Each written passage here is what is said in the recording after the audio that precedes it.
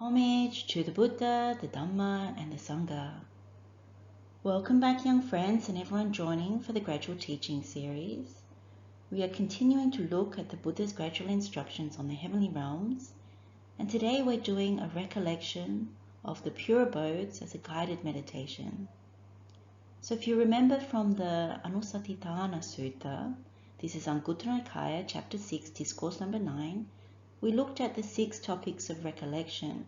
We said there is Buddhanussati, the recollection of the Buddha, Dhammanussati, the recollection of the Dhamma, recollection of the Sangha is Sanghanussati, and the 2 guided meditations we've done in the past are Silanussati, which is the recollection of our virtuous behaviour or conduct, and we've also done the recollection of generosity as the guided meditation we called merit book meditation, so Chabbanussati. And so today we're looking at the recollection of the Devas, the Devanussati. However, we're really going to look more specifically at the recollection of the pure abodes, because in a way it combines the recollection of the Sangha with the recollection of the Devas, the highest of all the living beings, because the Devas of the pure abodes, they're the ones who are non-returners and arahants, as we talked about in our session on the pure abodes. So it's a very, very wonderful meditation.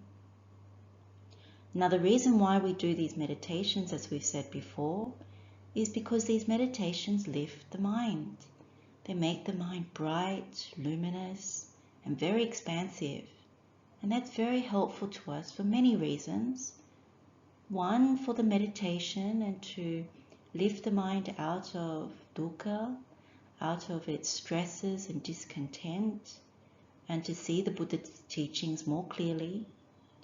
And secondly, to help us with other aspects of our life, whether it's anxiety or fear, or needing to be able to concentrate in order to study or do our work.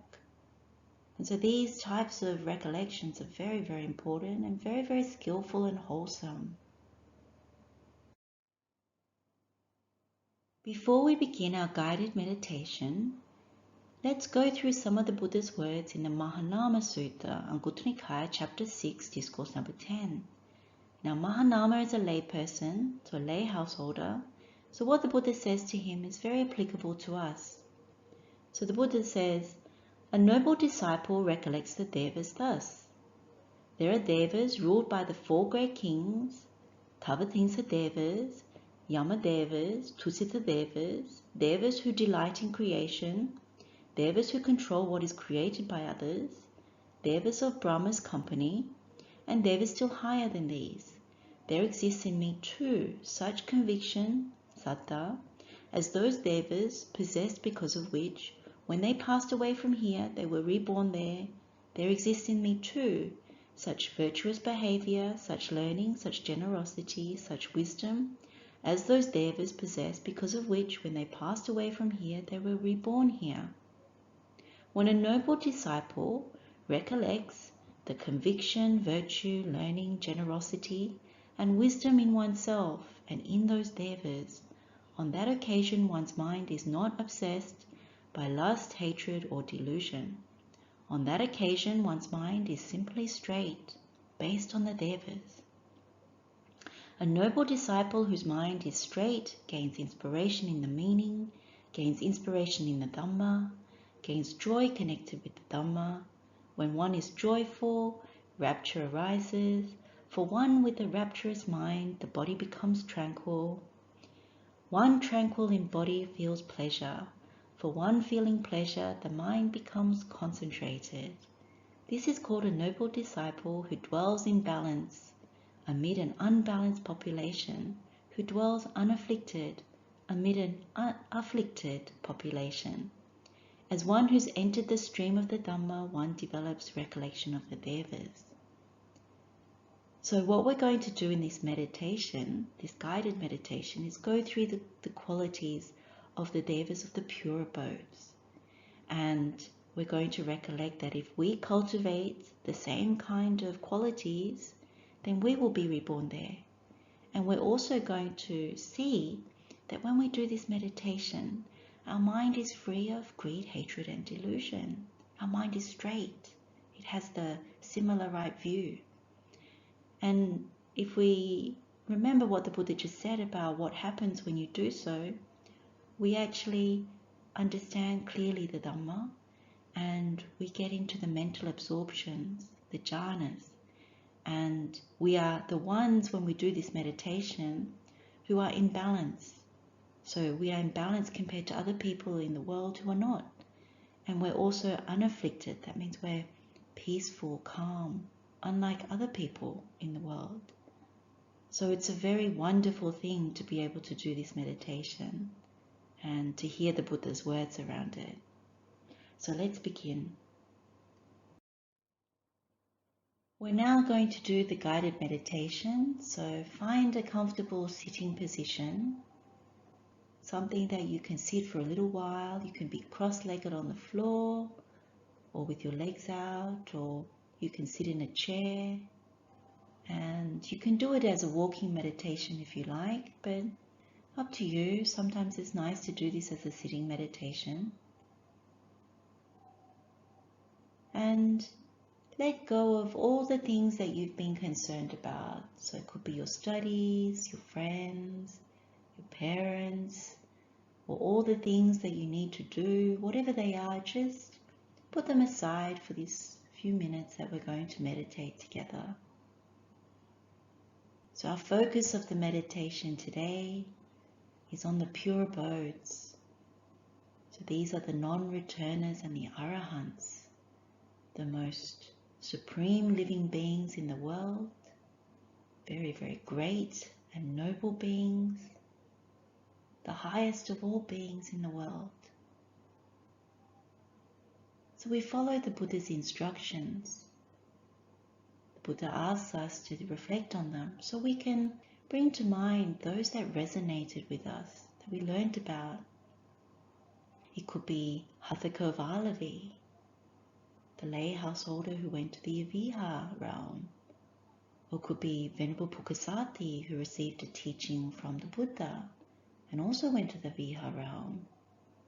Or it could be Gatikara, the potter, who is around during Kassapa Buddha and also during Gautama Buddha's time. So he's listened to two Buddhas. Or we can bring the mind to Brahmasahampati. He's a very, very great being. He has very, very good qualities, especially the one that we're most grateful for. He asked the Buddha to come and teach us. So all the teachings that we're listening to today and in this particular lifetime, it's due to Brahmasahampati making that invitation to come and teach.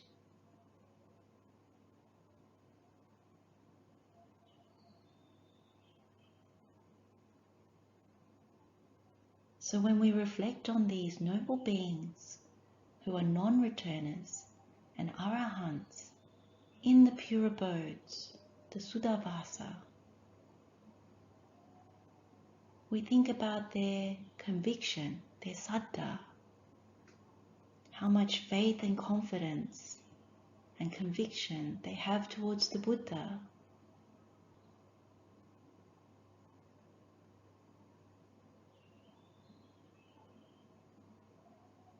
You would think they have very, very high conviction,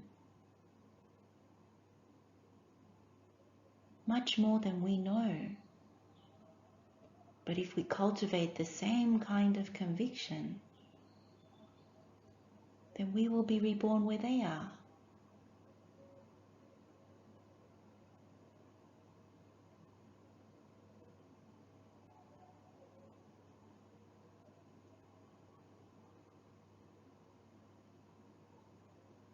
When we think about their virtuous behaviour, they have very, very virtuous conduct. And when we cultivate the same, the higher kind of virtue, dasa kusala, the wholesome conduct, then we can be reborn where they are. Amongst all the ones, the noble beings of the pure abodes.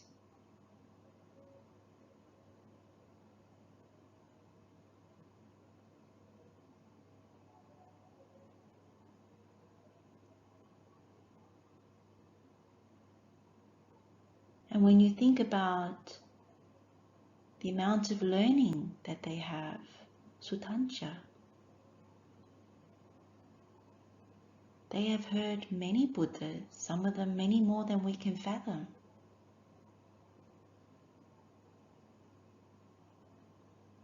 And so when we listen to Gautama Buddha, or from the suttas, maybe other Buddhas as well are mentioned, and we learn and we practice in accordance with that teaching, then we can be like these noble ones in the pure abodes. And we can be reborn where they are.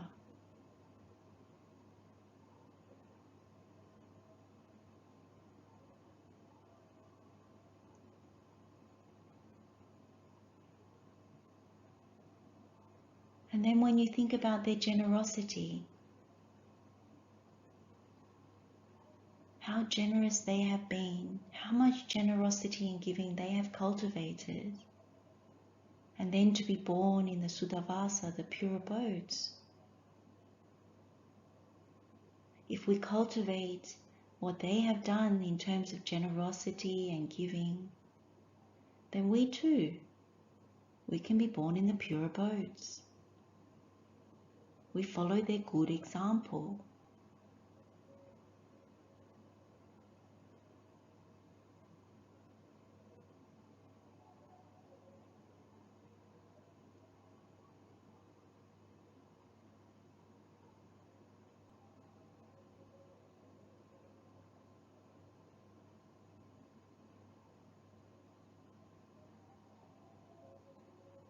And then when we think about wisdom, how much wisdom these noble beings have, individually and collectively in the pure abodes, it's very difficult to fathom. But it's very deep wisdom, wisdom that is of right view, wisdom that also grows into conviction. They have listened to many, many Buddhas.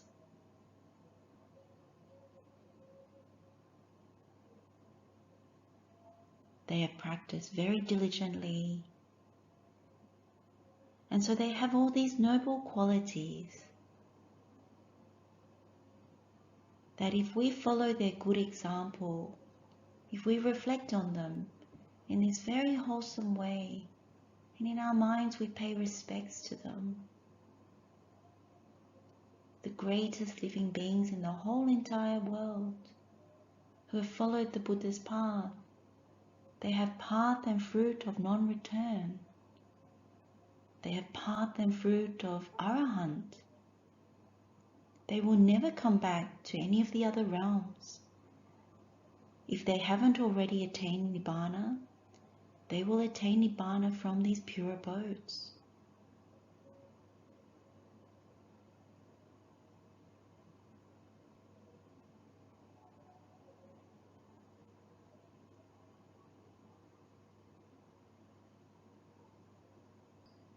So the very noble beings, we can offer them our respect. They are ahuneo, worthy of gifts. Pahuneo, they're worthy of our hospitality. Dakineo, they're worthy of offerings. Anjali karanio, they're worthy of our respect, worthy of our anjali, our reverential salutation.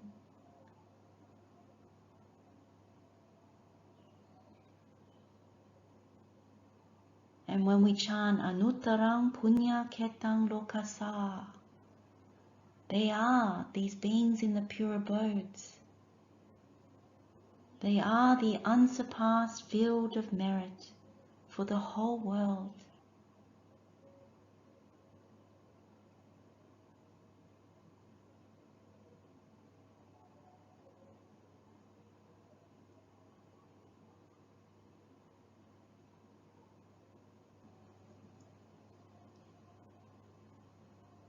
When we remember people that we have read about in the suttas, such as Chitta, the householder, or Velikantaki, the laywoman, or even Queen Samavati,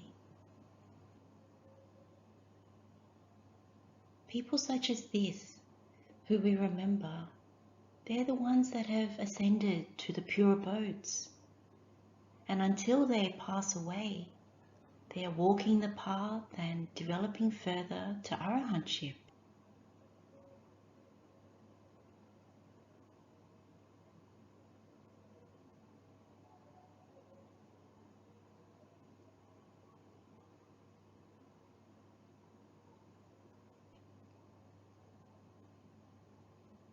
And there are beings like Brahmasahampati and many higher beings who we don't know their names, but they have been living for a very long time, who have attained path and fruit of arahantship. They're the ones that the Buddha says, those who practice very well, those who have all these noble qualities, who won't fall down, their minds no longer sink. They're the ones that fly the Dhamma flag. They're the ones that are holding up the Dhamma so it doesn't decline, ensuring that it persists, it continues on. These are the noble beings who are doing so that we are fortunate to hear the Dhamma, to learn the Dhamma, and to practice the Dhamma.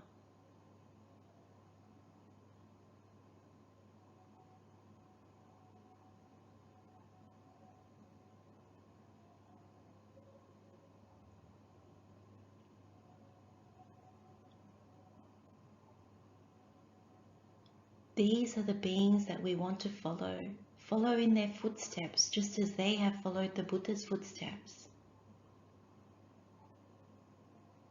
Walking the noble path, cultivating the wholesome,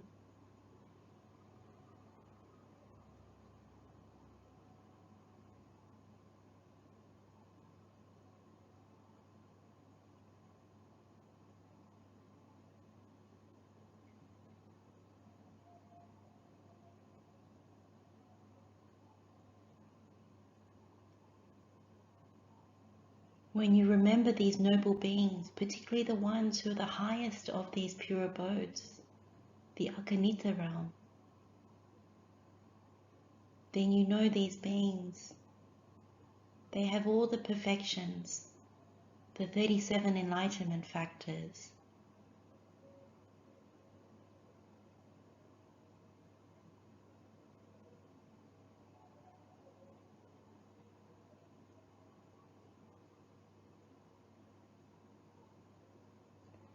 They have developed all these things. That's what we aspire to on this path. To learn, to undertake, to realize as these noble beings have done, the Buddha's teachings.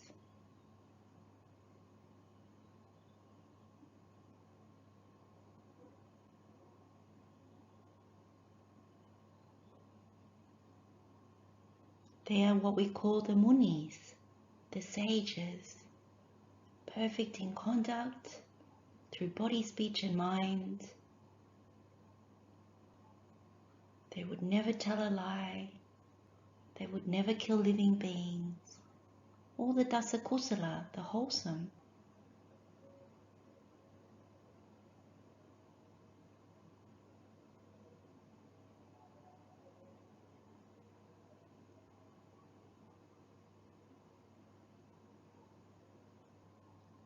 And so if we aspire out of respect and honor, seeing their good example, we can be like them. We can practice like them. we can develop like them as they have followed the Buddha and the Dhamma and the Sangha.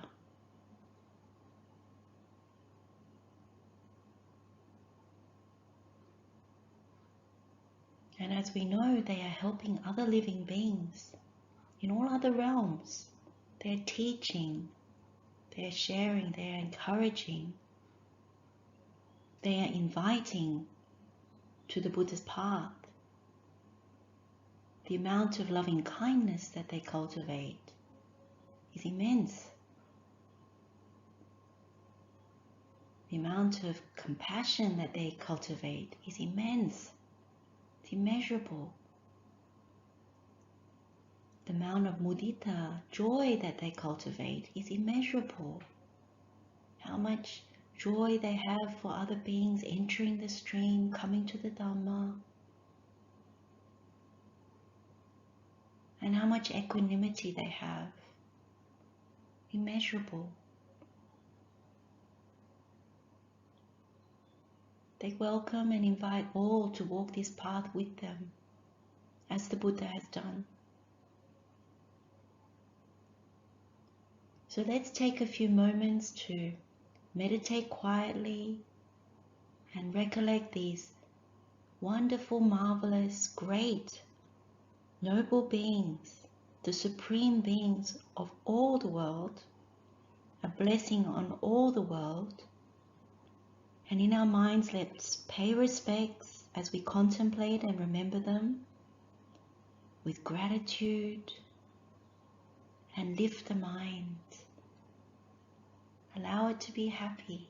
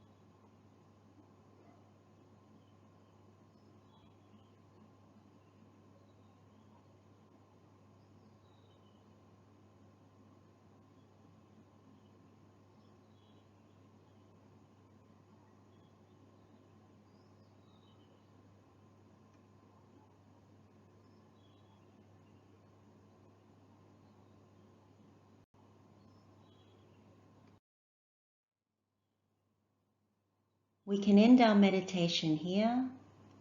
Let's finish by paying respects to the noble ones in the pure abodes. Let's bow our heads and in our minds. Let's give Anjali, our salutation of respect to all the noble beings in the pure abodes.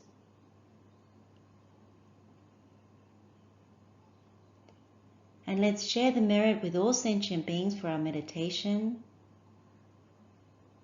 May all beings be happy and well. May all beings be free from suffering.